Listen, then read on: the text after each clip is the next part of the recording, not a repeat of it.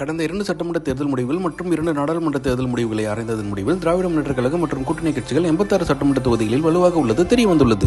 இருப்பினும் அடுத்து வருகின்ற மாதங்களில் ஏற்படும் அரசியல் மாற்றங்களை வைத்தே நாம் 26 தேர்தல் முடிவுகளை கணிக்க இயலும். திமுக வலுவாக உள்ள சட்டமன்ற தொகுதிகளின் விவரங்கள் பின்வருமாறு.